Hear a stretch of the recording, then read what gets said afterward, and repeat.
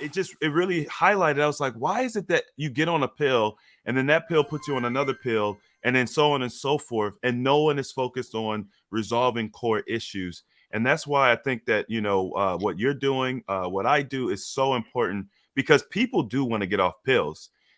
With that being said, I noticed that it's this very intentional progression in your professional life. Why did you choose to become like an obesity specialist after what you had seen in your with your patients? Well, with obesity, what I saw was that so many chronic medical conditions are in some way related to that. So if it's Mm, so if you're not type 1 but type 2 diabetics uh, tend to have more obesity related issues than like other type of diagnoses. Um, people who have heart disease and risk for stroke, you see it at a higher clip when you're dealing with obesity. But the most important factor was our population in the country, in the United States, is getting larger. And since there's so many chronic conditions related to that, I thought I could like knock out a lot of medical conditions in one swoop by just mastering obesity. Because what I noticed when people were losing weight, a lot of these things got better, and you had an opportunity to deprescribe. So I think for me, for a guy that's got an MBA, it was like, what's the best return on investment, right? mm. So it's like, well, if I focus on one thing that can have this butterfly effect on other things, then that's a better return on investment than saying, well, let me just focus on your blood pressure only. Let's just focus on your diabetes. But if I do the weight loss, that'll help as well. And then I later learned about metabolic stuff. And then I started saying, well, even though, so the focus shifted a little bit, but it's still about most people who eat properly or exercise or get enough sleep, they will get to their more ideal body weight. Mm, very interesting, and it's actually I've noticed that as well. Just being able to work with so many people and being able to coach people. My thing is I help people understand how to use their body's natural resources to heal, and that's my main focus. But I've noticed that there's a huge correlation between, like you mentioned, disease and obesity.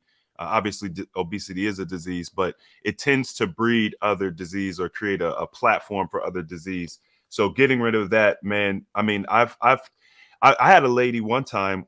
She was on 13 different medications when she started working with us, and I think after the course of maybe like 3 months, it's been so many years now, but maybe 3 or 4 months, she was down to like 3 medications. And of course, along with that, she had lost, I don't know, like 40 or 50 pounds. And so I started seeing that correlation. But you mentioned the metabolic health, and I'm trying to I want to understand, like, what exactly is metabolic health, and then why do you look at yourself as like a metabolic health doctor? Yeah, my wife and I have conversations. My wife's a pharmacist, by the way. Oh, And I okay. met her at Xavier, and she's a Mississippi girl. I brought her up to Chicago. She was fighting, but we got her here now. So, you got to do what you got to do. So, what we thought about also is should I call myself metabolic health doc? Should I focus on that, because people don't know what the hell it is, right? So Mm, I told her, I said that's exactly why I have to call myself metabolic health doc, because going back to obesity, return on investment, right? So with metabolic diseases, which has a lot to do with hyperinsulinemia, when your body has making too much insulin, but your body does that primarily because of what you eat or the stress or the things like that. So if we could, but the problem with metabolic disease, and if we were to define it in the books, it'll say, well, your pressure is too high, your sugar is too high, your triglycerides and your HDL. HDL is the good cholesterol. The triglycerides are like the fats in your cholesterol number, and then of course your belly is too round. Those 5 things, if you have 3 out of 5, you consider to have metabolic syndrome. But this is the important point. People who have that are at higher risk for heart attack, which is the number one mm, killer.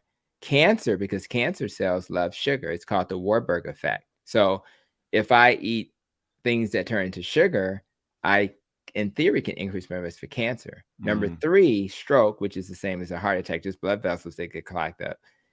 Dementia is called type 3 diabetes from a metabolic perspective. Mm-hmm. So, and then we can talk about the cholesterol and your blood pressure, but you could argue easily that 70 to 80% of all chronic medical conditions, and most of them are not chronic, but let's just call it that for this discussion, those conditions are all metabolic diseases. So I call myself the metabolic health doc because if I can fix metabolic health, most of the things that people come see me for will reverse. So I just think it's a better approach. And this is the good and bad news. The good news is that you can reverse a lot of these diseases. The bad news is you have to make lifestyle changes. Yeah. There's no pill. You can take you can take metformin and it will help. It'll reduce insulin resistance and things like that. But it's the lifestyle that will fix all of these things. And what we do in healthcare is that we don't focus on, as you started with, the root cause. And if we fix that, then people do not have to live with these medicines, as you've suggested, for the rest of their lives. They can get off of medicine.